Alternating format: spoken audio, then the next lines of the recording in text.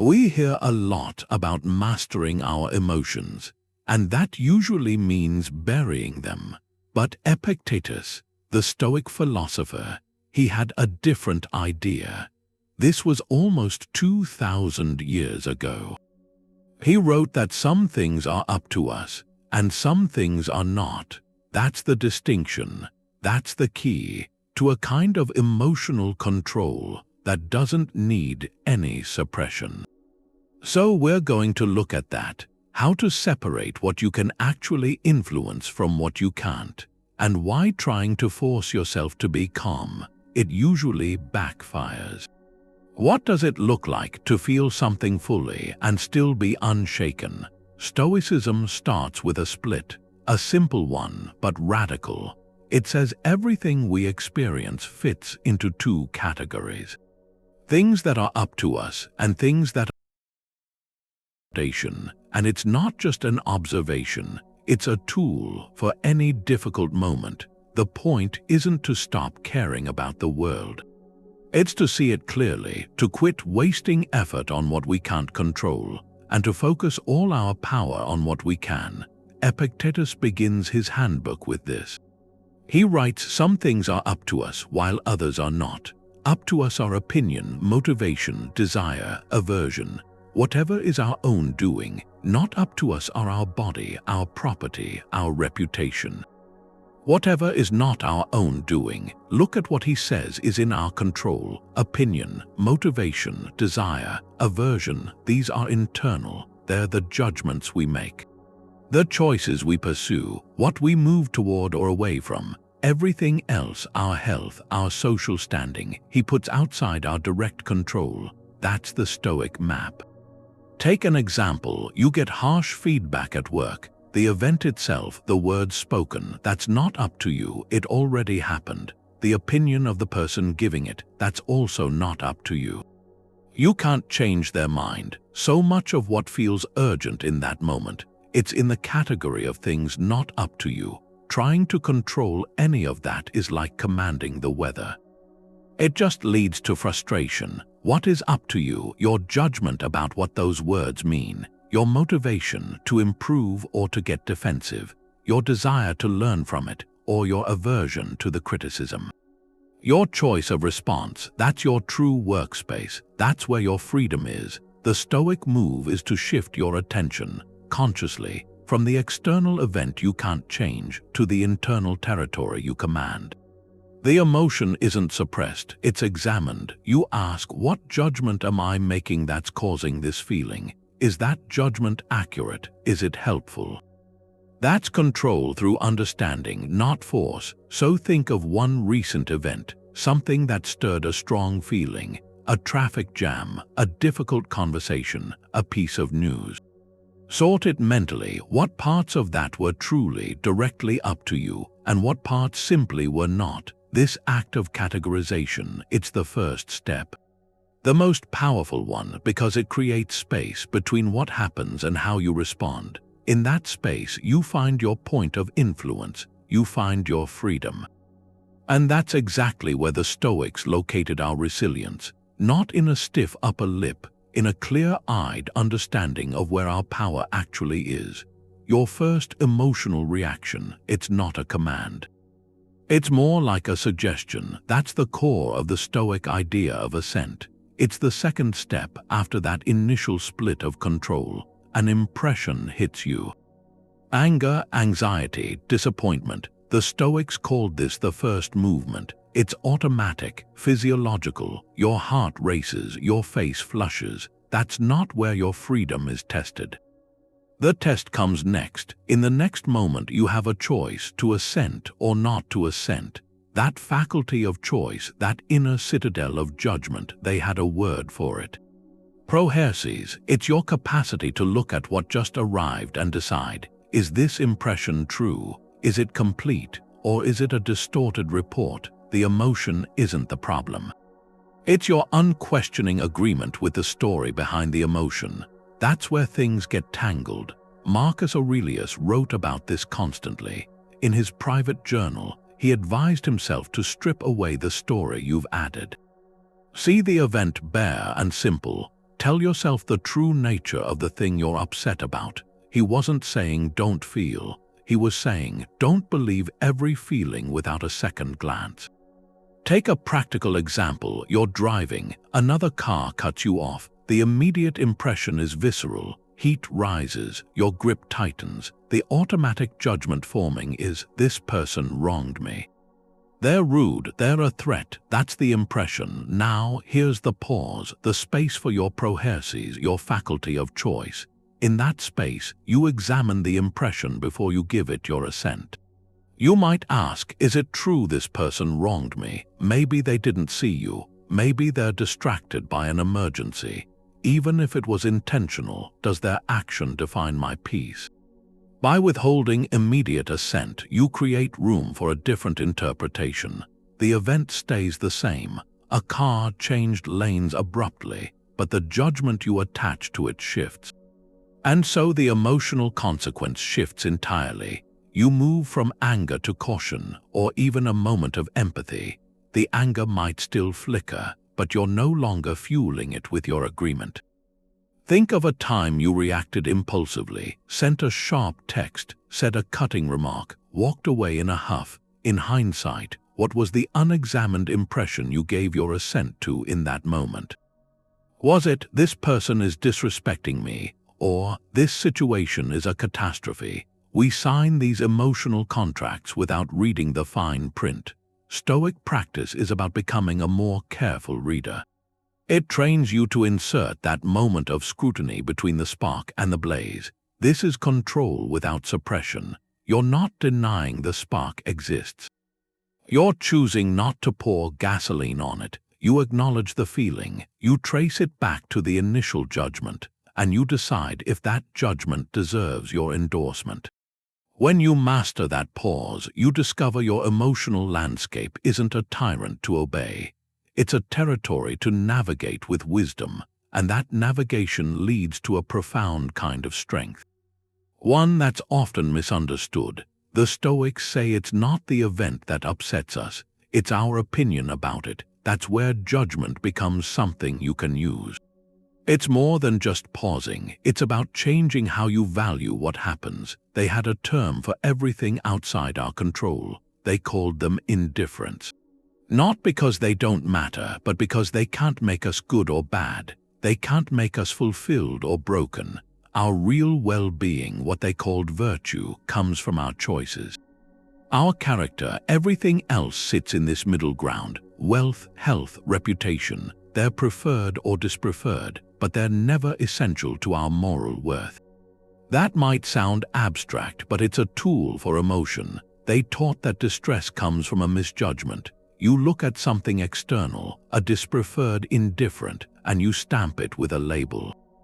Bad, catastrophic, unbearable. That label, that judgment, creates the storm inside. The event itself is neutral. Our appraisal gives it power. Seneca wrote about this. He said we suffer more often in imagination than in reality. We don't just experience the event, we experience the story we wrap around it, the dread of what might happen. The lament over what should have been, that's the judgment at work, and it's a judgment we can question. Take a modern example. Your weekend plans get cancelled last minute. The event is neutral, a change in schedule, but the immediate judgment might be, this is terrible. I was looking forward to this. My weekend is ruined. That judgment turns a neutral event into a personal disappointment. Now try the Stoic reappraisal. This is a dispreferred indifferent. You would have preferred the plans to happen. But your well-being, your capacity for a good day, isn't held hostage by it. The event becomes a blank slate. What new value can you assign? Maybe it's an opportunity for unexpected free time. A chance for rest or a different project. The situation hasn't changed, but your judgment of its value has, and with that, the emotional weight lifts. This is the core of emotional regulation. You aren't telling yourself not to feel disappointed. You're examining why disappointment felt like the only valid response. You're reassigning value from the external circumstance, which you can't control, back to your internal capacity to respond. your flexibility, your resilience.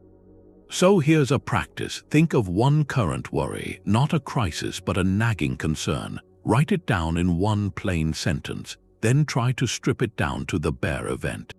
Separate the facts from the judgments you've layered on top. Finally, relabel it. Call it what it is to a Stoic, a dispreferred indifferent. It's something you would choose to avoid if you could. But its occurrence does not damage your core self. This isn't a trick to make you feel nothing. It's a method to reclaim what you are feeling and to place its source exactly where your power lies. In your own capacity to judge wisely, and that wise judgment the Stoics considered that the highest good. Nietzsche took this from the Stoics. The idea is Amor Fati. Loving your fate, it sounds mystical, but it was practical for them. It's the deepest use of that earlier distinction. You see what's up to you and what isn't. You master the pause before a negative judgment. What's left is your relationship to the facts of your life. Amor Fati is choosing not just to accept those facts, but to welcome them. To see them as the material you are meant to work with. This isn't resignation. It's an active, creative alignment. You're not a leaf in the wind. You're the sailor adjusting the sails to use that wind. The event is outside your control, but your stance toward it, that's your sovereign territory. Marcus Aurelius comes back to this again and again in his private notes. He tells himself to accept what nature brings, to welcome every event as a necessary part of the whole. He writes that a blazing fire makes flame and brightness out of everything thrown into it. That's the image. The obstacle becomes fuel, the setback becomes illumination. Your fate, with all its twists, isn't an enemy to fight. It's the curriculum for your character. The raw material for practicing courage, patience, wisdom. When you love your fate, you stop wasting energy on inner resistance. That energy is freed up. It becomes available for engagement, for the work that is truly yours to do. Think of a professional setback. A project you poured yourself into gets cancelled. A promotion you expected goes to someone else. The first movements are disappointment, frustration. The untrained judgment might call this a failure.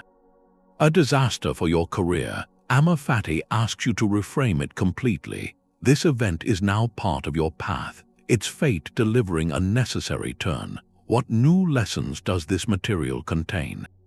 Maybe it reveals a skill you need to develop. Maybe it clears the way for an opportunity you hadn't seen. It could be a lesson in humility or in perseverance. The point is to actively look for the value woven into the difficulty. To love the fate means to trust that this, too, is for your training. This perspective turns emotional resistance into a kind of curiosity. What is this moment trying to teach me? How can I use this to become more resilient, more adaptable? So here's a challenge. Bring to mind one ongoing difficulty in your life. A strained relationship, a financial pressure, a health concern. First, acknowledge it plainly. This is part of my current fate. Then, brainstorm one single way you could actively love or accept its role in your growth. Could you see it as a test of your patience, as a chance to practice compassion for yourself or another, as a signal to re-evaluate a priority? The act of searching for that one point of acceptance changes your position. You move from being under the weight of the thing to standing beside it, examining it as a teacher. This is the ultimate form of control that needs no suppression. Because when you love what is, there's nothing left to fight against inside yourself. The struggle ceases, and in that quiet space, your real power can finally get to work. The Stoics thought peace could come from thinking about loss and difficulty, which seems backwards, to consider what might go wrong. They called it Premeditatio Malorum, the premeditation of adversities. And this wasn't about pessimism. It was a kind of mental inoculation to prepare the mind so when life veers off course, which it does, you aren't caught off guard. You aren't emotionally overwhelmed because you've already visited that possibility. You've already separated the event itself from the catastrophic story we usually wrap around it. And by doing that, you drain the event of its shocking power. It becomes a scenario you've considered, not a monster jumping from the shadows. Seneca practiced this every day. He wrote about starting his morning with a mental rehearsal. He would tell himself, "Today I will encounter interference, ingratitude, insolence, disloyalty, ill will, selfishness." He didn't say it to become bitter, he said it to become prepared. By naming those potential challenges at the start of the day, he was defining the playing field. Reminding himself these things are part of the human experience. They aren't personal attacks on his peace, they're just the friction of living among others. When you expect the world to be perfectly smooth, every bump feels like a betrayal.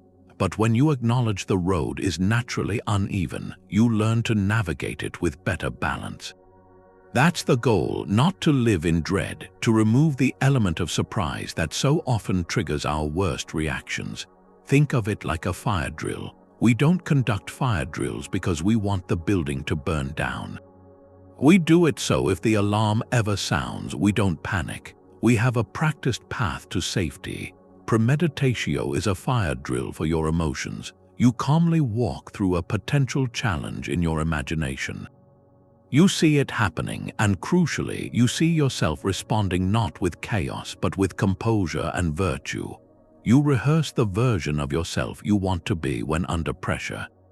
So try a simple application. Think about your upcoming day. Pick one mildly stressful event that's reasonably possible. Maybe a long commute, a difficult conversation, a tight deadline. For just a minute, close your eyes if you can and visualize it going wrong. The traffic is at a standstill. The person you're speaking with becomes defensive. The work takes twice as long as you hoped. Now the key step, visualize your ideal response. Not a robotic, emotionless response, but a grounded one. You take a deep breath in the car and you use the time to listen to an audiobook you enjoy. You listen patiently to the other person, seeking to understand before you're understood. You break the overwhelming task down into a single, manageable next step. You are practicing the pause. You are exercising your proheresis, your faculty of choice, in advance. This brief exercise does something. It moves the potential adversity from the realm of the unknown and frightening into the realm of the familiar and manageable. It shifts the event in your mind from a dispreferred indifferent that could ruin your day to simply a piece of material you are prepared to work with. When you do this, you're not attracting bad luck. You're building an emotional immune system, strengthening your capacity to meet reality as it is, not as you wish it would be. And in that strength, you find a deeper, more reliable kind of calm, one that isn't based on everything going right, but on your unshakable ability to navigate things when they go differently. This proactive preparation leads to the final, and perhaps most personal, dimension of this philosophy. Marcus Aurelius had a way to calm his mind. He called it the view from above. You mentally zoom out, you see yourself from a distance, your home, your city, the continent, the planet hanging in space, and then you go further through time. You see a human life against centuries. This wasn't about escape, it was about scale. Your personal dramas from this cosmic balcony shrink to their proper size. They don't vanish, they just stop feeling like the center of everything. He wrote about this in his journal. He'd remind himself to take this view, to see it all from above. The gatherings and separations, the bustling activity, the wars, the feasts. He observed it from a place of quiet detachment. He noted how many have forgotten the names of those who once grieved. The short span between birth and the return to earth. From there, our anxieties about reputation, our frustrations over slights, our clinging to possessions, it all appears in its true light. Small, temporary, shared by everyone who has ever lived. This practice does two things. First, it fosters a deep humility. We are a brief event on a small rock orbiting an ordinary star. That realization isn't meant to make us feel insignificant. It's meant to free us from our own self-importance. The thing that feels like a catastrophe today, will it matter in a month? In a year, to the world a century from now, asking these questions drains the drama. It leaves behind only the real work to be done. Second, it connects us to the common human experience. From up there, you don't see isolated individuals. You see the human condition itself. You see that everyone across all of history has struggled with loss, with desire, with fear. Your particular struggle is just one variation on a timeless theme. That connection breeds compassion for others and for yourself. So how do you apply it? Say you're in a disagreement with a colleague. Feelings are heated. The situation feels all-consuming. Now try the view from above. Imagine floating up out of the building. You see the two of you in the room. The building becomes a dot in the city. The city becomes a patch of light on the coastline. The coastline curves away on the planet. Now shift through time. See that same spot 100 years from now. New buildings, new people. The passionate disagreement you're having today from this future point is a silent, forgotten detail. This doesn't mean the issue is unimportant to resolve. It means the emotional charge, the sense of personal siege, is an illusion. With that charge diminished, you can address the actual problem with clearer judgment. Here's an exercise. If you can, close your eyes, picture your current location. Now pull the camera back, see the building or neighborhood around you. Pull back further, seeing your city as a map, further still your country, then the whole earth in space. Hold that image, then pull back through time. Think of all the people who have stood where you are with their own hopes now gone. Think of all who will come after. Now bring your awareness back to your current concern. Notice how it feels framed by this vast context. The feeling may not disappear, but its weight often changes. It becomes a piece of life to be handled, not a universe to be endured. That's the final gift of this perspective. It doesn't ask you to stop caring. It gives you a wider sky against which to see everything you care about. So you can tend to it with freedom, not with fear. Stoicism says when we feel wronged, we should zoom in, not just zoom out to that cosmic view, but look closely at the person right in front of us. This is Sympathy, the idea that everything is woven together, a single fabric. Your well-being is tied to the well-being of others. When you pull a thread of anger, the whole thing trembles. So the remedy isn't to cut the connection, it's to understand it better. The logic is straightforward. People cause harm not because they're evil, but because they're mistaken. They act from ignorance, from their own pain or fear or a flawed view of the world. The same way we do sometimes. Marcus Aurelius practiced this. He'd tell himself in the morning, the people you meet today will be meddling, ungrateful, arrogant. They'll be like this because they can't tell good from evil. He didn't write that to be cynical. He wrote it to build compassion, to prepare himself to meet flawed behavior not with anger, but with a kind of sorrow. He saw their actions as symptoms, a spiritual blindness, and you don't get angry at a blind person for bumping into you. You guide them or you step aside. That changes the whole equation. Blame needs a villain. Understanding just needs a story. So someone cuts you off in traffic instead of thinking that person is a jerk. You might think that person is in a panic or they're distracted by a worry I know nothing about. The action is still dangerous. It's still discourteous. But your reaction shifts from personal offense to situational awareness. The heat of anger cools into clarity, into caution, maybe even pity. You're no longer at war with them in your mind. You're observing a human being acting from a limited perspective, a perspective you've probably shared in different circumstances. Try it with someone difficult. A negative coworker, a relative with sharp comments. Instead of listing their faults, pause. Ask one question. What unseen pressure might be shaping this? Are they afraid of being irrelevant, carrying a private grief, just repeating old patterns, unaware there's another way? This isn't making excuses. It's diagnosing accurately. An excuse says the action is okay. A reason just explains where it came from. And understanding the origin gives you power, the power to choose a response that doesn't add more conflict. You might respond with a gentle question or disengage without resentment. You protect your peace not by building a wall of anger, but by seeing the shared humanity on both sides. So think of one person who triggers your frustration. Set aside your list of grievances for a moment. Try to articulate one possible reason, not an excuse. A plausible human reason. Maybe they feel insecure, overwhelmed, maybe they've never felt truly heard. Just formulating that reason changes your stance. It moves you from victim to observer, maybe even to a healer. That's Sympathy in action. It transforms your emotional world from a battlefield into a web of connection. And in that connected state, the control you're cultivating isn't for dominance. It's for navigating the shared human condition with a kind of grace. Epictetus talked about 3 practices. The first one is the discipline of desire. It's the foundation because so much of our trouble starts with what we were hoping for. A desire that's fixed on something outside us, a specific outcome. That's an invitation for disappointment, for anxiety. The Stoic answer isn't to stop wanting.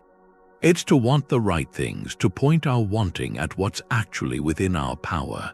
Epictetus said the root of our disturbance is our own desires. Our aversions. We're unhappy because we want things not up to us. We're averse to things not up to us.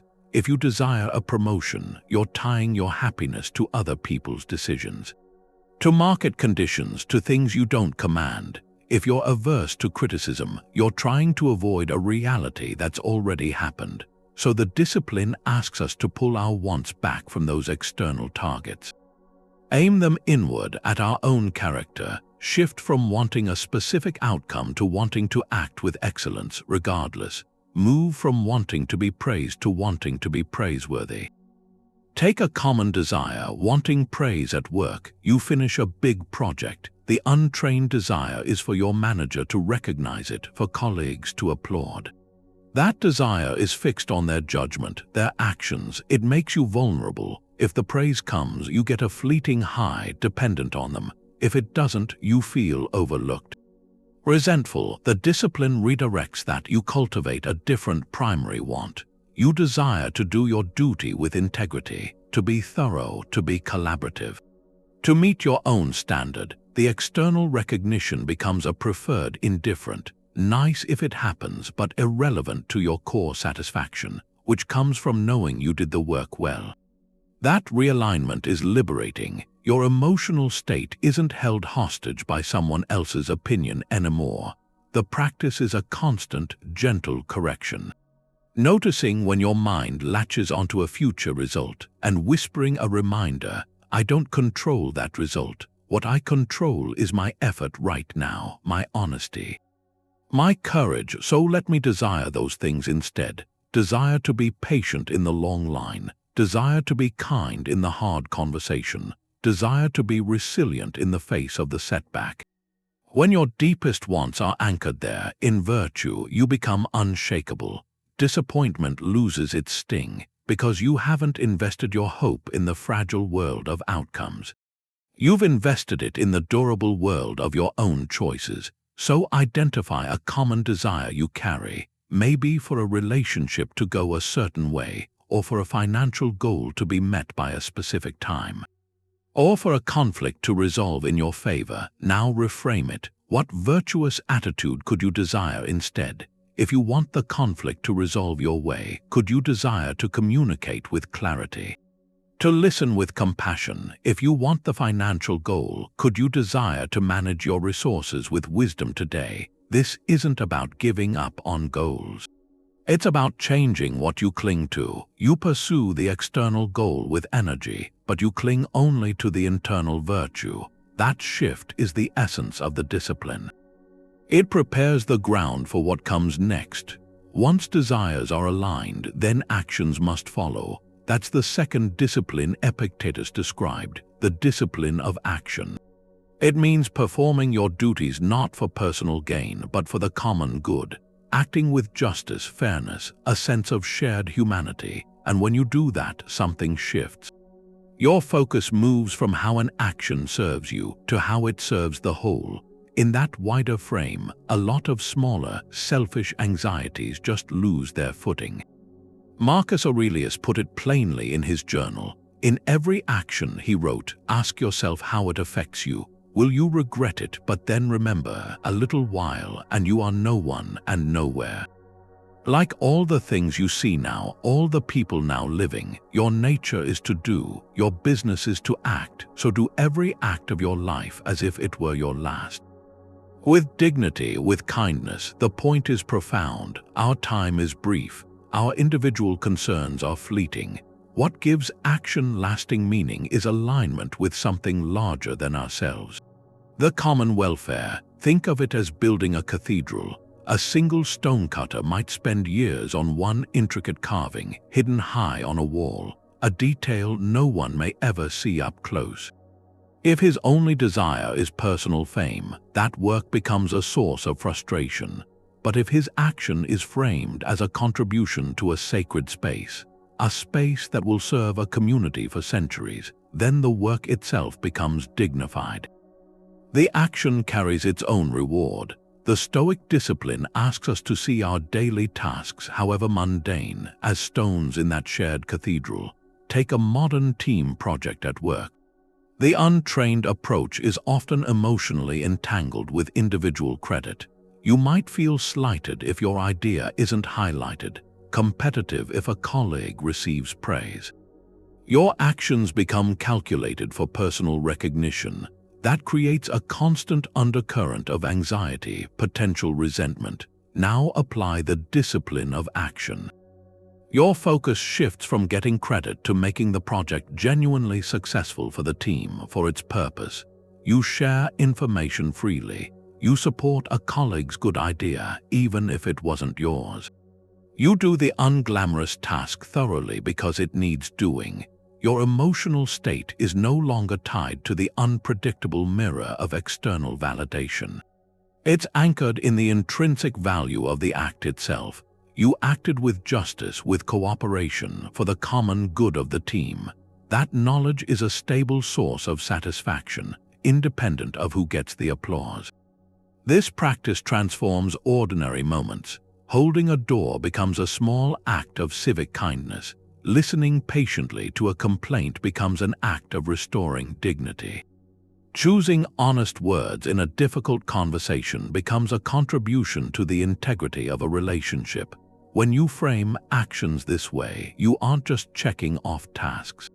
You are weaving a thread of good into the shared fabric, and that purposeful focus leaves little room for the petty emotional reactions that thrive on a narrow, self-centered view. So here's a challenge for today. Choose one small action you are already going to perform, making a meal for your family, completing a report, calling a friend. Before you do it, pause for just a moment. Consciously frame this action in your mind as a contribution, not just a chore or an obligation, but your specific stone in the communal cathedral. This meal contributes to the health and connection of my household. This report contributes to the clarity and success of my team. This call contributes to the strength of a friendship. Then perform the action with that intention held lightly in mind. Notice if the quality of your attention changes. Notice if a subtle strain of selfish anxiety dissolves, replaced by the quiet dignity of purposeful work. This is how action, aligned with the common good, becomes its own form of freedom. The final discipline is about judgment. It's the discipline of assent. This is where the first two, desire and action, are actually protected. It's this practice of standing guard at your own perceptions. Every impression that comes in, every piece of news, a comment, a memory, it knocks at that door. And you decide whether to let it in, to give it your assent, to stamp it as true, to let it shape your inner world, or to pause, to examine it, to see what it actually is. Epictetus called this the highest task. He said, "Don't let the force of an impression carry you away. Tell it to wait. Let me see who you are. Let me put you to the test."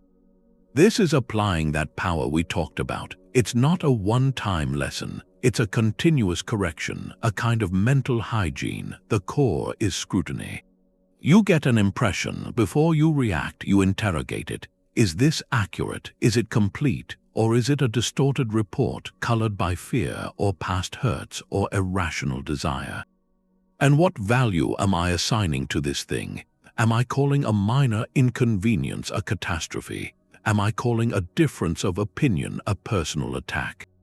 That value assignment, that's the source of nearly all our distress. Take hearing a rumor about yourself. The impression arrives as information charged with social threat. The untrained mind assents immediately. It believes the rumor is true or credible. Then it assigns a catastrophic value. My reputation is ruined. People will think poorly of me. This is a disaster. From that unexamined judgment, a storm follows anxiety, anger, sadness. The discipline of assent inserts a pause right there. When you hear the rumor, you label it for what it is. You say, this is unverified information from a single source. Its truth is unknown. My reputation isn't made or broken by unverified words, but by my character and actions, which are up to me. You withhold your agreement from the catastrophic story. You might still feel a flicker of concern. That's the first movement, but you're no longer fueling it with your inner endorsement.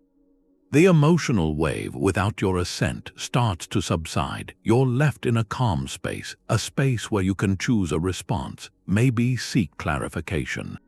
Maybe just let it go, knowing it can't harm your true self. This discipline is freedom in its most direct form. Epictetus taught that the chief task is to distinguish what is ours from what is not, and to guard our judgments about the latter. He said we aren't disturbed by things, but by the views we take of them. When you master the guard post of your judgment, you realize no external event can force an opinion on you. You are the final authority on what you believe about your own experience. So a simple way to practice this, set a reminder on your phone for once this afternoon. When it chimes, let it ask you one question. What judgment did I just assent to? In that moment, rewind your mental tape by a few minutes. What was the last impression?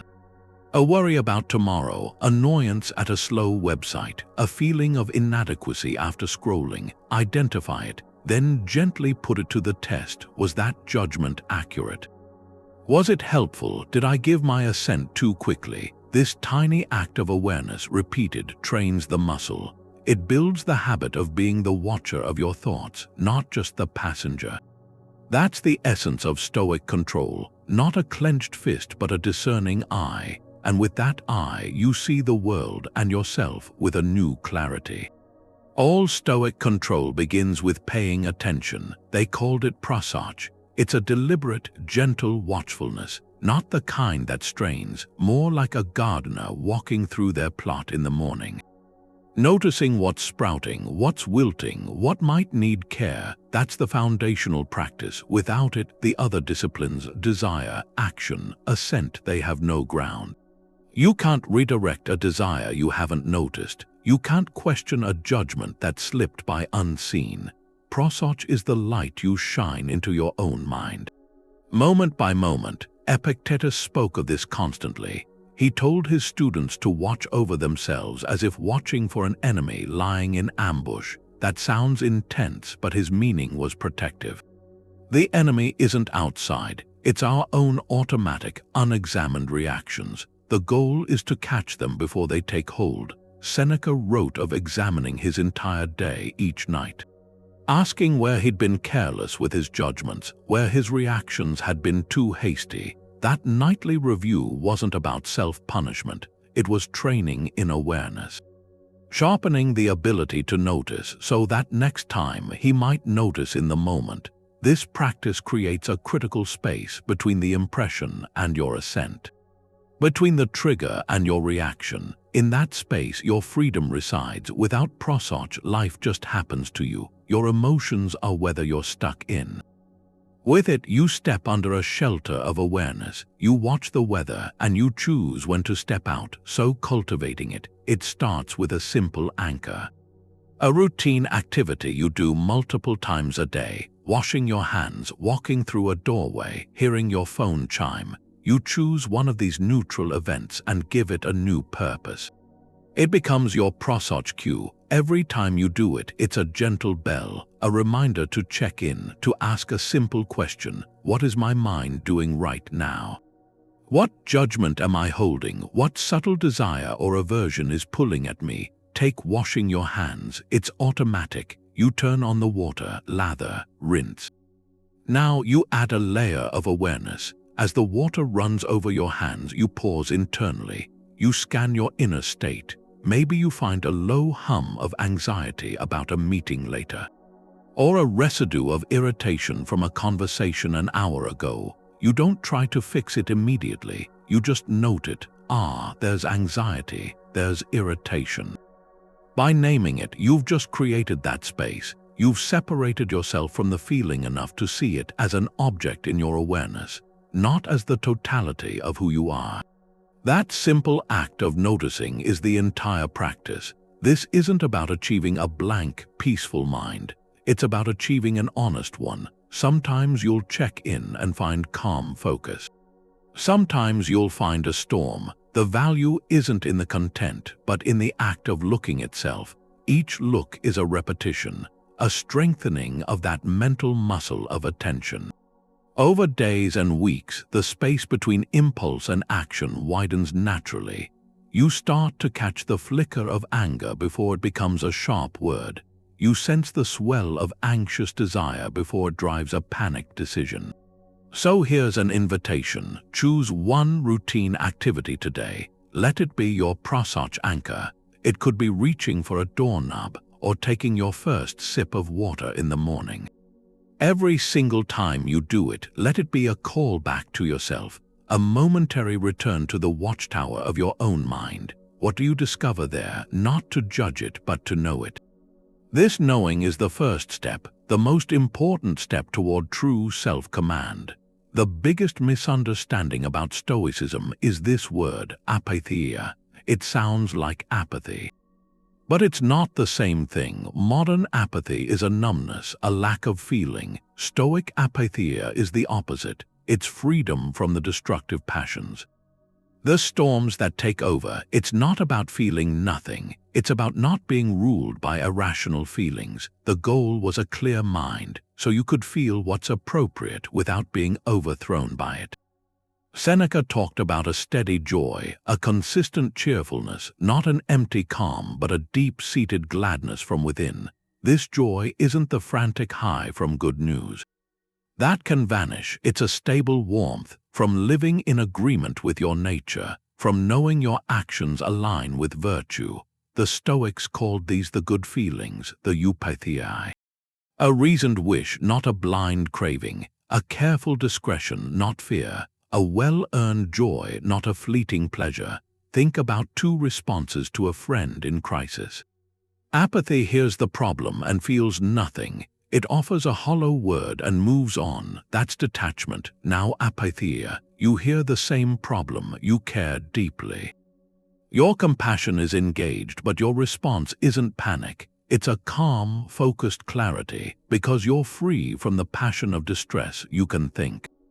You can listen. You can assess what help is actually in your power to give, and you offer it without being swept away. You feel the concern, but you are not the concern. That space is where effective help lives. So reflect for a moment. Can you recall a time you felt truly numb? That disconnection, that's apathy. Now remember a different moment. A crisis, maybe. You felt the fear, but it didn't dictate your actions. You moved with a calm effectiveness. That quiet power in the storm, that's a glimpse of Apatheia. It's the difference between an empty bottle tossed by every wave and a deep, still lake. The surface may ripple, but the depths remain clear. That clarity is what they were after. Not an end to feeling, the beginning of true perception.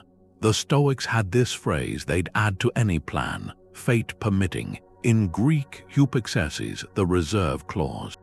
It's a way to protect your peace. You give everything to the effort, but you accept the outcome isn't yours to command. It creates a separation between your work and how the world responds. Between your intention and the final result, You pour yourself into the action, but you hold the result lightly. It's not a half-hearted effort. It's a wholehearted effort, but with a free heart. Seneca wrote about this. He'd describe planning a trip or a business deal. He'd commit to the preparations, to setting sail, to doing everything right. But he'd always add, if nothing prevents it. He accepted from the start that a storm could come, a law could change, an illness could happen. His peace wasn't tied to the ship arriving. It was anchored in having navigated well with the conditions he was given. He wrote that the wise person considers both sides. They make sure their plans succeed, but also that they don't fail through their own fault. The trying is in our power, the succeeding is not. This builds a kind of detachment, not from the task, but from the tyranny of a specific outcome. It keeps you from crashing when you've tied your worth to a result you can't guarantee. Take planning a big presentation. Without the clause, your mind races. It has to go perfectly. They have to be impressed. I need this for my career. Your whole sense of competence gets tied to the audience's reaction, to the technology working things outside your control. The anxiety is huge because the stakes feel absolute. Now apply the reserve clause. You work diligently. You research, you practice, you prepare the slides. You commit to the action, and as you do, you add the silent rider. I will deliver this to the best of my ability, fate permitting. You acknowledge the projector might fail. Someone might be distracted, the reception might be mixed. These are dispreferred indifferents. They're not your doing. Your doing is the preparation. The clarity, the courage to speak. By holding that separation, you walk into the room differently. You're there to offer your work, not to demand a specific reaction. The pressure to control the uncontrollable lifts. You can be present, adaptable. The reserve clause turns any undertaking into a field for practicing virtue. The goal shifts from I must achieve X to I will act with excellence in pursuit of X. The first goal can be taken from you by the world, the second cannot. It's entirely up to you, so here's a practice. Think of one goal for this week, a work task, a fitness aim, a conversation. Formulate your plan with the clause built in. Say to yourself, I will work toward this with all my energy and skill, fate permitting. I'll focus on what is mine, my effort, my attitude, my integrity. I'll release what is not, the exact outcome, the timing, how others react. Carry that phrase as you prepare. Notice if it changes the feeling of your effort. Does it replace grasping with dedication? Does it swap anxiety for a purposeful calm? This small addition is a shield for your peace. It lets you engage with the world passionately without being broken by it. The Stoics took something that could seem dark and turned it into a way to live more fully. Memento Mori. Remember you must die, but it wasn't about despair. It was a bell ringing to wake you up, to remind you that time is the one thing you can't get back, and that reminder, if you hold it right, doesn't weigh you down. It makes things clear. It becomes a kind of lens. It brings what matters into sharp focus and lets the small worries fade into the background. Marcus Aurelius wrote about this to himself often. He said to keep the fact of your own death before your eyes every single day, and then the other thought too, that to pass on from life's affairs is a kind of rest. He saw it not as an ending but as a completion, a return. That view takes the terror out of it. It makes death just part of the cycle, like a leaf falling. And that acceptance is what actually frees you. If the end is a natural rest, then the time you have is for action. He wrote that you could leave life right now. So let that fact decide what you do, what you say, what you think. That's the urgency, not panic, but a steady commitment to not wasting the present. The practice works because it changes your values instantly. That argument you had earlier, would it matter if today were your last? That resentment you're holding onto, is it worth carrying? The traffic, the spilled coffee, the slight, seen through this lens, they lose their charge. They're just noise. What comes up instead are the things with weight. Acting with integrity, telling people you love them, doing work that means something, those are the things death can't make small. You can bring this into your day without getting somber. Try using the end of your day as a small version. As you get ready to sleep, take 2 minutes, look back on the day that just finished, ask one question. If that had been my last day, would I be okay with how I lived it? Did I act the way I believe? Was I kind? Was I brave when it counted? Was I actually there? This isn't about guilt. It's a gentle correction, a nightly check to keep your life pointed where you want it to go. You might see you spent too much energy on things that won't matter in the end, and seeing that lets you choose differently tomorrow. So here's a way to try it. Pause and answer this just to yourself. What 3 things would you focus on today if you knew it was your last? Not big bucket list things, but the texture of a normal, final day. Maybe a real talk with someone in your family, finishing a task with care, taking a walk and actually seeing the sky. Now, hold that list next to where your attention is actually planning to go today. See the gap. That gap isn't a failure. It's a map. It shows the distance between what you do on autopilot and what you care about most. Memento Mori isn't about living every day literally like it's your last. It's about borrowing that day's clarity, using its light to see your ordinary days more truly, to live them with a little more purpose and a lot less small fear. Marcus Aurelius talked about this idea of a fortress inside yourself. He called it an inner citadel. It's not about hiding from the world. It's more like a place of self-possession. The Stoics wanted to build this stronghold of rational principle and virtue. They wanted it so solid that nothing from outside could break through. Not praise, not blame, not good luck or bad luck. Your peace, your worth, your identity, they'd be secured from within. The only real invulnerability to them was moral, not physical. A fortress built of clear judgment, not stone. In his private writings, Marcus comes back to this image. He describes the soul as a citadel. He says nothing can touch the mind unless the mind lets itself be disturbed. He writes that a person can retreat into themselves, and no place is more peaceful. This ruling reason, this inner guide, that was the core of the fortress. It was the seat of his Prohearsals, that faculty of choice. To retreat there meant stepping back from the chaos of events, to consult the quiet judge inside. From that vantage point, you could look at any attack, an insult, a loss, a fear, and see it for what it was, not a threat to your core self, just an external circumstance.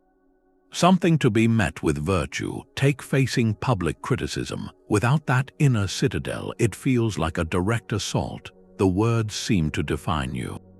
They bring shame, anger, defensiveness. You feel exposed. Your peace is dictated by other people's opinions. Your emotional state is held hostage by something outside your control. Now imagine you've built that fortress. The criticism comes, the same harsh words. But instead of letting them breach the walls, you retreat inward. You step back into that quiet space of your own judgment. From that secure place of self-knowledge, you can examine the criticism rationally. You ask, is any part of this true? If it is, it's not an attack, it's information. Something I can use to improve. That part is within my control. If it's false, it's just noise, someone else's mistaken judgment. It can't harm my true character. Your response stops being a reflexive flinch. It becomes a choice. Maybe you learn from it, maybe you dismiss it, but you do it from a position of strength.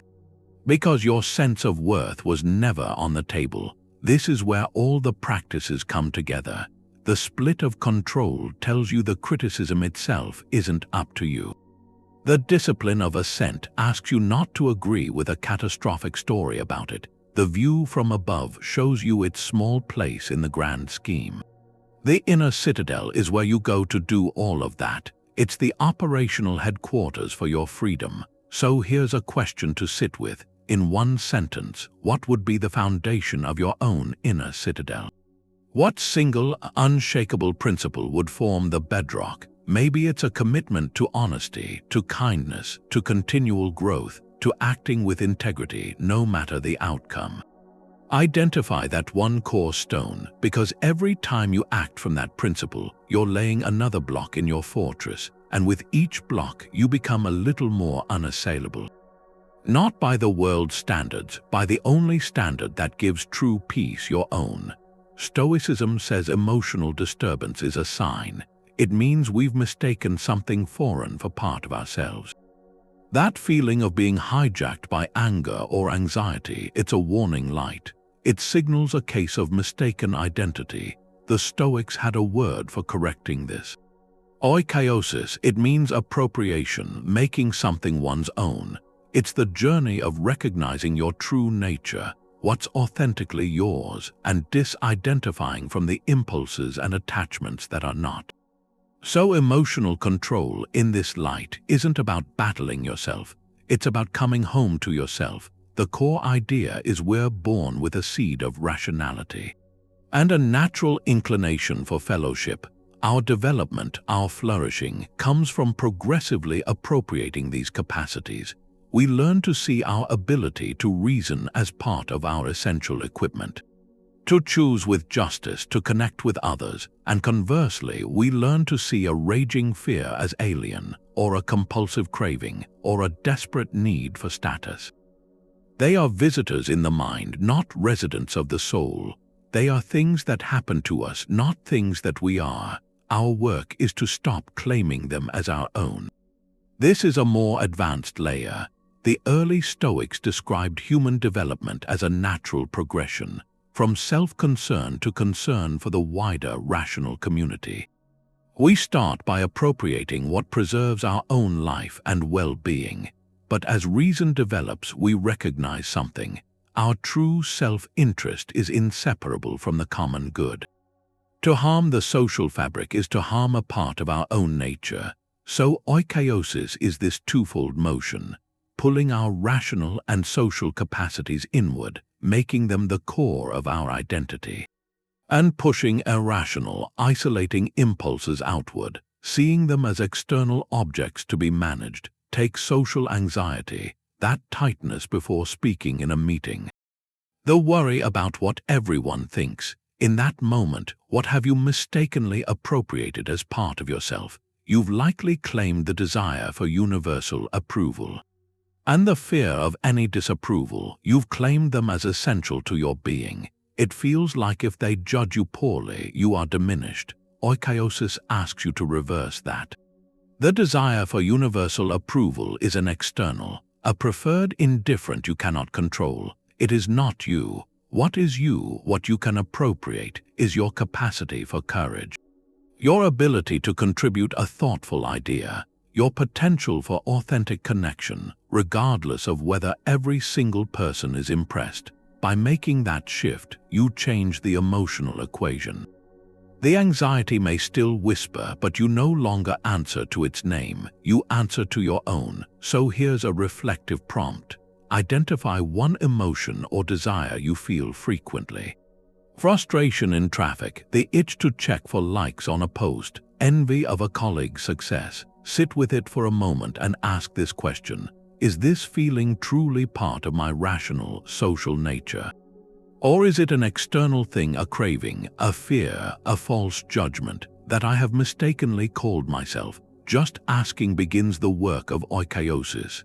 It starts the process of reclaiming your identity from the chaos of the world and planting it firmly in the quiet strength of your own character. Stoicism has this idea of enough. It's not about settling, it's a different kind of wealth.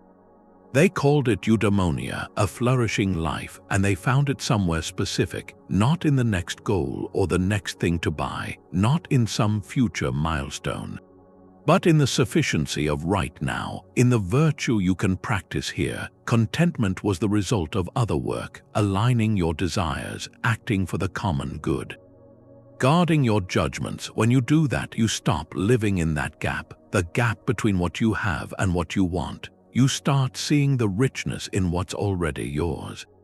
Seneca said it clearly, true wealth is wanting little, Poverty isn't about small possessions, it's about the size of your wants. That's the shift. Contentment isn't a bank balance.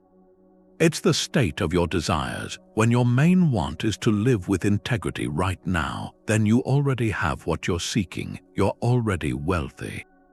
Epictetus said the same thing. He said happiness and freedom start with one principle. Some things are up to us and some are not. You're unhappy because you desire what isn't yours. When you stop craving what belongs to others or what the future holds, you find what you have is enough. Your capacity for reason, your capacity for choice.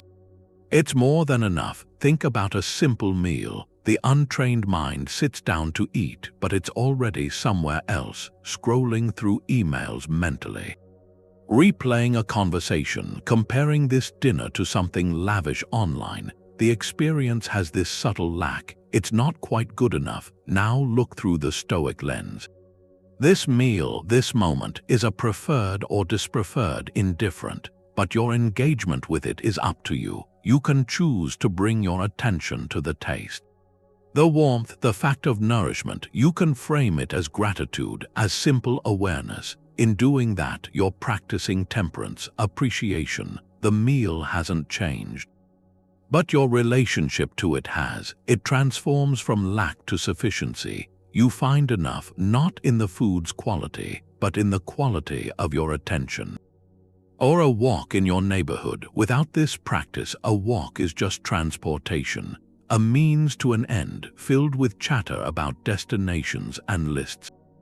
With Stoic contentment, the walk becomes the destination. You notice the air, the rhythm of your steps, the way the light falls. You're fully inhabiting the present action, which is within your control. You're exercising your faculty of perception and movement with awareness. That's a complete act. It needs no external validation to be worthwhile. That's how control leads to contentment. By pulling your desires back from external targets, aiming them at the internal act of virtuous engagement, you realize you're never truly deprived. The tools for a good life are always with you. Your judgment, your intention, your capacity to perceive, these can't be taken. So the challenge is to want what you already have, not your possessions, but your potential for goodness in this very moment. Here's a small experiment. In the next hour, choose one simple present activity: drinking a glass of water, feeling the sun through a window, listening to your own breath for 2 minutes. Commit to being fully immersed in just that. When your mind wanders to what you lack or what's next, gently return it to the coolness of the water, the warmth of the light, the rise and fall of your chest. Afterwards, ask yourself, did the feeling of lack, even for a few moments, seem to diminish? That space where wanting goes quiet is where Stoic contentment lives. It's not a finish line. It's a way of walking the path. The Stoic secret is that the thing blocking your path is the path. That's the twist. The Stoic mindset doesn't just endure obstacles, it welcomes them. It sees them as the raw material, the specific curriculum for building the virtues you need. So a delay isn't just a frustration, it's the training ground for patience, and fear isn't a signal to retreat. It's the arena for courage. Failure isn't proof you're inadequate. It's the forge for resilience. The obstacle becomes the way. This is the ultimate application of that earlier distinction. You can't control the obstacle's arrival, but you have absolute authority over what you make of it. You decide if it's a wall or a workshop. Marcus Aurelius wrote about this. He said, "The impediment to action advances action. What stands in the way becomes the way." He wasn't offering a motivational slogan.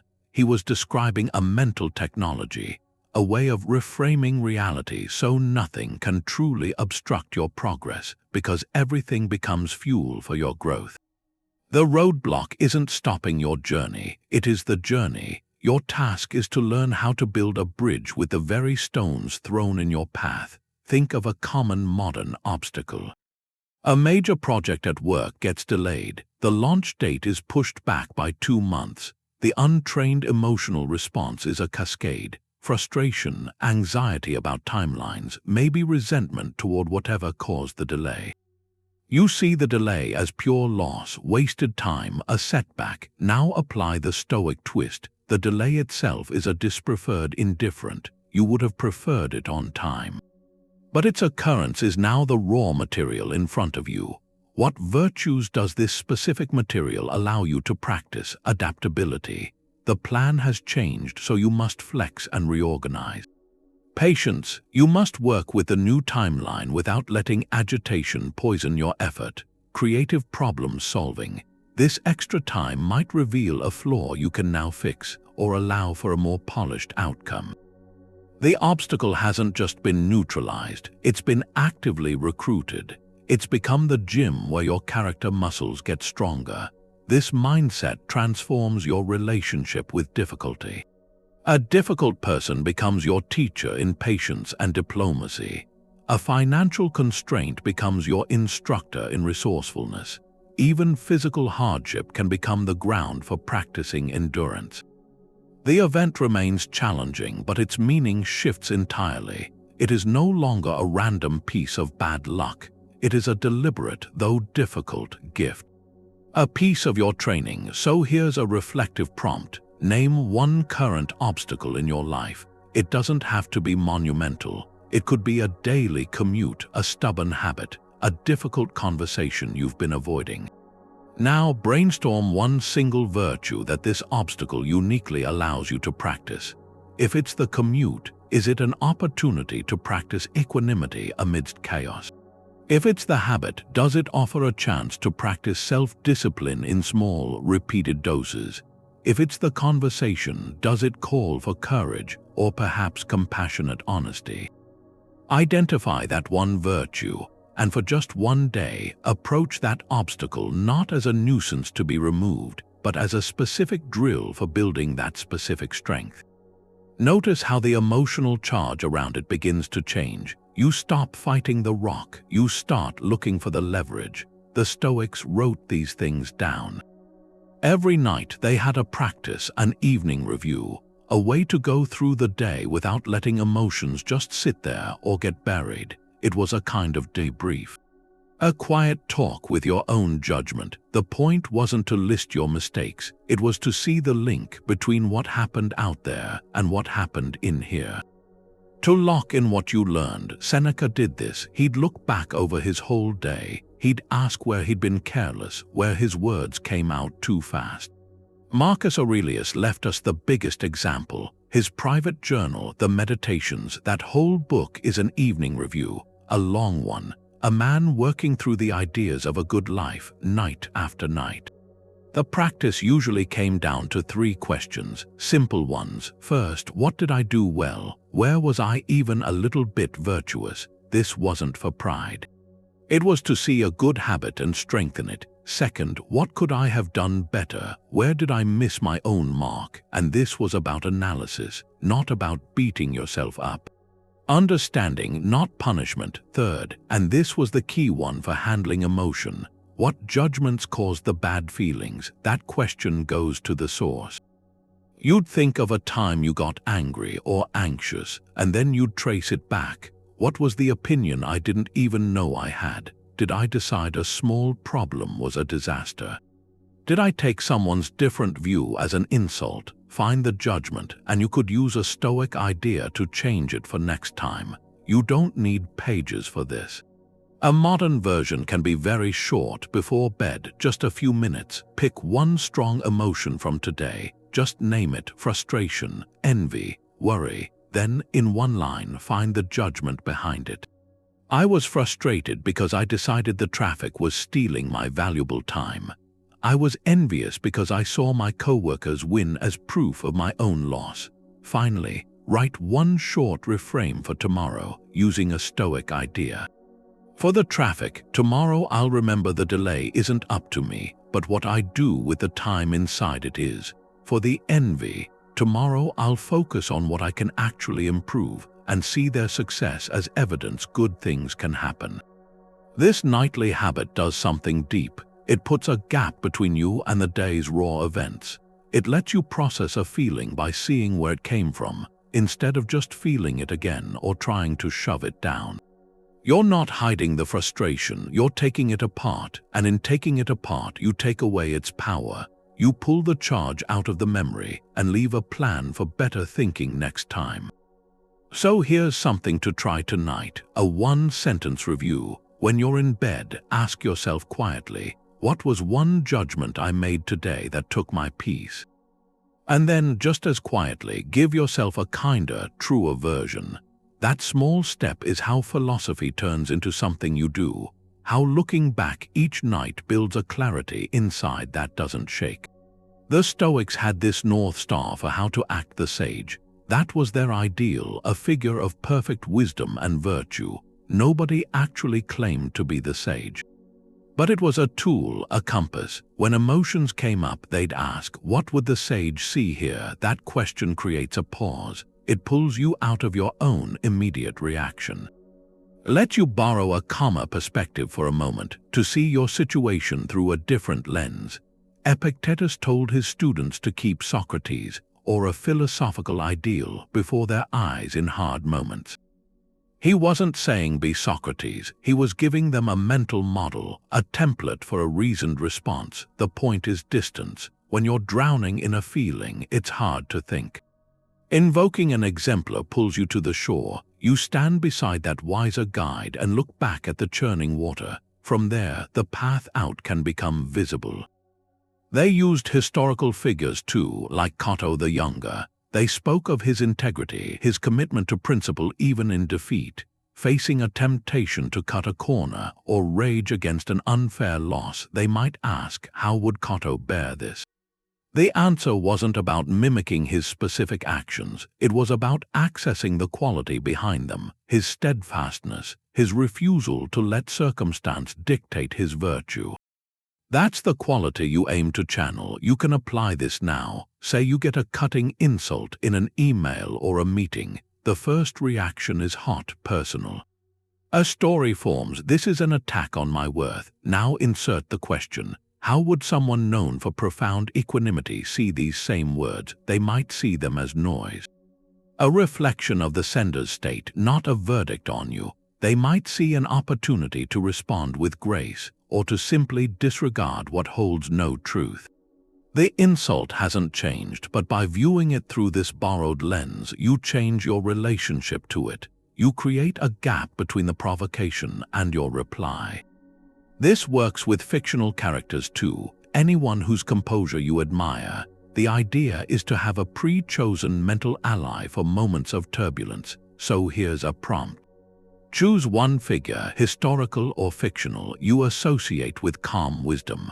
A real person from history, a character from a story, even a serene mentor you've known. Keep that figure in mind next time you feel a sharp provocation, a flash of anger, a spike of anxiety. Pause, mentally invoke them, ask silently, how would they view this? What quality would they bring? You don't need an elaborate answer. The mere act of asking performs the Stoic magic. It creates that critical distance. It reminds you your immediate passion is not the only way to be. And in that reminder, you reclaim your freedom to choose a better one. It's not that life is short. It's that we waste so much of it. That's how Seneca starts. He says life is long enough if you know how to use it. We aren't given too little time. We let it slip away. And this isn't just about getting things done. It's about where your emotional energy goes. So much anxiety, that restless feeling, it comes from this. From a kind of silent leakage, we pour our time, this finite resource, into things that can't hold it, into things that leave us emptier. Seeing life as brief, that's not morbid. It's a lens. It pulls your focus back from the trivial, toward what matters, toward what fits your nature, your actual values, and that shift, that realignment, is where a kind of calm comes from. Seneca gives these portraits of waste, people who are busy but not alive, people who live as if they'll live forever, never really owning their days. People who are careful with money but reckless with time, the one thing you can't get back. His images are stark, a life frittered away on petty concerns, on pleasing others, on status, on shallow amusement. He calls it a long death. That emotional turmoil we feel, that background hum, often it's a signal of this misallocation. We feel like we're living someone else's script. Or no script at all. Our energy is scattered, so our peace is scattered. Think about your own leisure, an hour scrolling, absorbing pieces of other people's curated moments. Notice what's left afterward. Often it's this blend: comparison, distraction, a faint emptiness. The time is gone. It gave nothing to your core. Now compare that to an hour in real study, learning something that calls to you. Or a deep conversation with someone you love, or making something, anything. The feeling it produces is different. Engagement, presence, alignment. You might be tired but not depleted. You feel used in the right way. Your energy was invested, not just spent. That's the audit he's suggesting. It's not about grim duty filling every minute. It's about intention, asking, is this activity a withdrawal from your emotional capital or a deposit? Distraction drains. Purposeful engagement replenishes even when it's hard. So here's a prompt from that urgency. Make a rough estimate. In a typical week, how many of your waking hours feel deeply aligned, connected to growth, to loved ones, to contribution? And how many hours drift into what you'd later call distraction, busyness, passive consumption, worry over things you can't change? Don't judge the numbers. Just see the ratio. That act of seeing, it creates the space he talked about, the space where you stop letting life happen to you and start using it.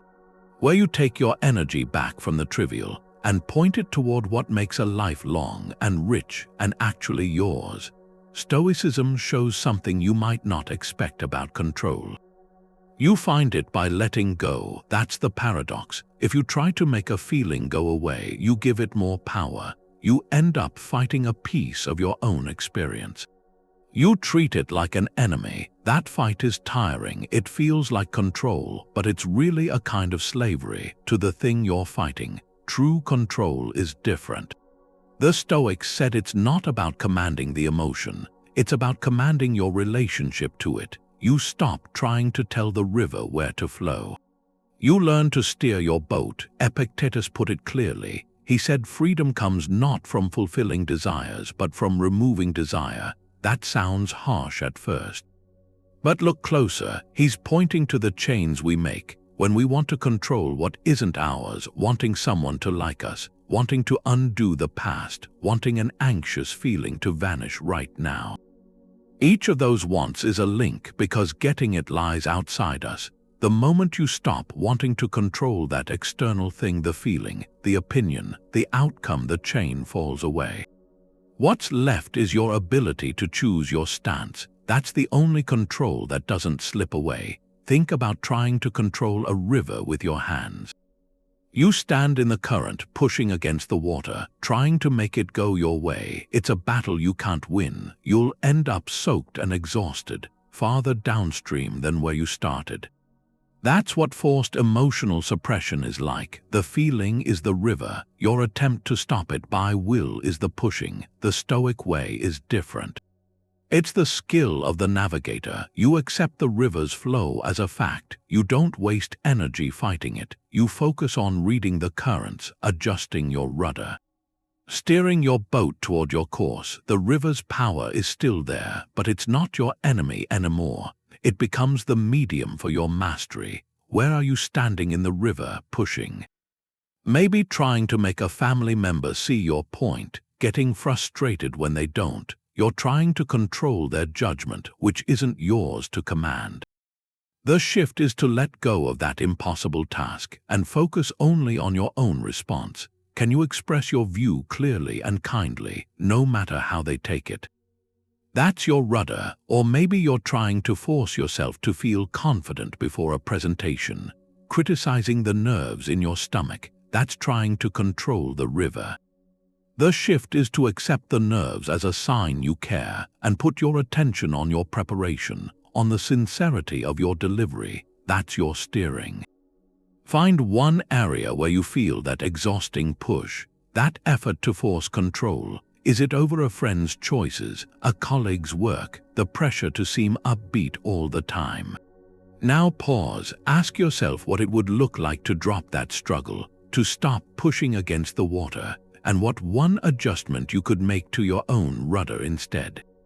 To your judgment, your intention, your next action. In letting go of the impossible, you find the start of a control that's quiet, durable, and truly your own. It's a myth that Stoics were against emotion. They weren't. They were for the right kind. After all that talk of control and assent, this is where it leads. The goal wasn't some barren landscape inside. It was a garden, and the flowers in that garden had a name. The Eupatheiai, the good feelings. These weren't the wild storms of passion. They were clear, steady streams flowing from a life aligned with reason, aligned with virtue. Think of it this way: the irrational passions are like a sugar rush. Intense, chaotic, and then the crash. The good feelings are different. They're like nourishment from a wholesome meal, sustaining, steady. They build your strength from within.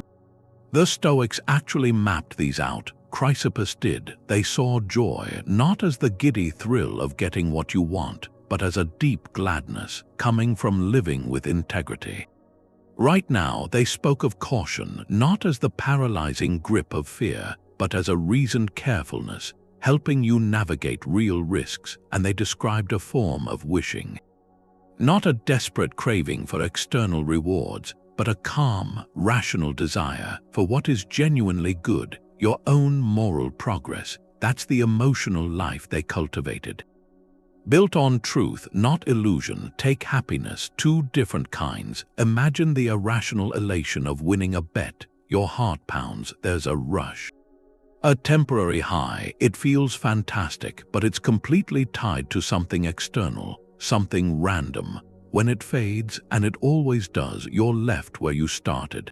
Maybe feeling a little emptier. Now picture something else. You've just had a brutally honest conversation. You could have lied to save face, but you chose truth, even though it was difficult. Afterward, there's a quiet, warm satisfaction, a sense of being grounded. That's chara, Stoic joy. It doesn't depend on luck or other people's reactions. It springs from knowing you acted in accordance with your nature. That joy is yours to keep. It's a resource, not a reaction. The same goes for caution versus fear. An irrational fear might be the dread of public speaking because you imagine everyone judging you. It's based on a story, a projection. Stoic caution, eulobeia, is different. It's the reasoned assessment that speaking to a group requires preparation. It's the mindful attention to your words, so you communicate clearly, honestly. One is a prison of what-ifs, the other is a tool. So here's an invitation. Look back over your last few days. Can you recall a moment of calm satisfaction? Not a big celebration, a small, steady feeling of rightness. Maybe after you finished a task with care, even though no one was watching, or when you offered patience instead of irritation. Or when you chose kindness in a situation where you could have been indifferent. That feeling, that subtle warmth, that's a glimpse of the Stoic good life. It's a Eupatheiai. It's proof this philosophy isn't about shutting down your heart. It's about clearing away the noise so your heart can beat to its truest rhythm. Its most resilient rhythm. The Stoics were practitioners. They built their philosophy around training, a daily exercise for the soul. The goal was to make the pause, the reframe, the inner retreat, something you've already practiced 100 times in the quiet moments. It becomes emotional muscle memory. When the storm hits, you don't fumble, you just move. This daily training has 3 touch points. A morning preparation, a midday check-in, and an evening review. It doesn't need to be long. It needs to be consistent. That consistency rewires your automatic reactions. It builds a buffer against overwhelm before it even begins. Start with the morning, your premeditatio, a mental rehearsal. Take 5 minutes, maybe with your coffee. First, read a single line from a Stoic text, just one, let it sit, then walk through the day ahead with clarity. Ask what potential challenges might arise. A difficult conversation, a tedious task, a long wait, see them, and then see yourself meeting them with your chosen virtue. Set a simple intention. Today, I will practice patience in the slow line. I will practice courage in speaking my truth. This isn't about scripting the day. It's about priming your mind to see every event as material for your training. Then the midday check-in. This is where Prosoche, that gentle awareness, finds its anchor. Use a routine action as your cue every time you wash your hands or walk through a doorway. Let it be a bell of mindfulness. In that second, pull your attention inward. Ask what your mind is doing right now. What judgment is running? Is it serving you? This isn't a deep analysis. It's a flick of the wrist, a momentary return to the watchtower. These tiny course corrections prevent you from drifting miles off course. Finally, the evening review. Before sleep, take a few quiet minutes. Seneca did this. He called it examining his whole day. Ask yourself 3 gentle questions. First, where did I act in alignment with my values today? Even in a small way, acknowledge that. Second, where did I fall short? Not to punish, but to understand. What was the unexamined judgment that led me there? Third, what is one thing I learned, one insight about my own reactions? Then let it go. The day is done. This review closes the loop. It turns experience into insight and insight into readiness. So the challenge is this: for the next week, commit to just one of these practices. Maybe the 5-minute morning intention, or the single midday check-in, or the 3-question review before bed. Don't try to do all 3 at once. Choose the one that feels most accessible. And do it every day. The power isn't in a single perfect performance. It's in the repetition, the daily return, the quiet insistence that your inner world is worth tending. In that daily ritual, you are not just reading about control. You are slowly, steadily building its foundation. It's easy to get Stoicism wrong, even with good intentions. The ideas are strong, but they can bend into something else. One common slip is using control as a shield, to push away difficult feelings instead of moving through them with some wisdom. That turns engagement into escape. People often mix up acceptance with just doing nothing. Stoic acceptance is about seeing what's real so you can act well inside it. It's not shrugging and walking away. If there's an injustice you can actually address, accepting it doesn't mean you put up with it. It means you accept that it's there. And that acceptance lets you think clearly about how to make it right if you can. You accept the starting point, not the outcome. Then there's Apatheia, freedom from destructive passions. Some take that to mean feeling nothing, becoming a stone, but read Seneca's letters to his friends. He doesn't tell them not to grieve. He sits with them in their sorrow. He writes to Marcia, who lost her son. He doesn't tell her to stop her tears. He helps her find a place for that loss inside a life that's still worth living. His care is deep, compassionate, fully human. He shows that Stoic resilience is about carrying grief without being crushed by it, not pretending the weight isn't there. Another mistake is turning self-reliance into isolation. The Inner Citadel is a retreat for clarity, not a permanent bunker. True self-reliance means your peace isn't controlled by others, but it doesn't cut you off from the human need for connection. Refusing help out of pride isn't virtue. It misses the social nature Stoicism says we have. You see this now. 2 people face a crisis, a community loss. The one with healthy Stoic resilience sees the pain, feels the sorrow, but from that clear place asks, what can I actually do? How can I help? What action makes sense here? Their focus is on engaged action inside the difficulty. Now the other person, with a caricature of Stoicism, they might bottle up their grief, call it weakness. They might dismiss a friend's pain with a stiff line like, you can't control it, so don't be sad. That isn't strength. It's emotional avoidance wearing philosophy as a costume. It uses control to avoid connecting, to avoid being vulnerable, to avoid doing the work of feeling. So look at your own experience. Have you ever used being stoic or staying strong as a reason to avoid a healthy emotion? To skip a hard conversation, to pull back from someone who needed empathy because their pain felt too messy. No judgment, just clarity. Seeing that pattern is the first step back toward the real path, not toward some barren emotional desert, but toward a resilient, compassionate engagement with life. Stoicism isn't something you master all at once. It's more about the direction you're headed. The ancients had a name for that person on the path, a Prokopton. Someone making progress, not a sage, not someone who's finished, but someone moving forward, step by step, and sometimes stumbling. The point was never to become a statue. To feel nothing, it was to become a better navigator, someone who learns to read the weather, who finds their bearings faster after getting lost, who learns from the wrong turns. This takes a lifetime, and every setback, every time you feel your composure slip, that isn't a failure of the philosophy. It's data, essential information for your practice. Epictetus was clear on this. He taught that even a wise person gets disturbing impressions. They'll feel the sting of an insult, the clutch of fear before a threat.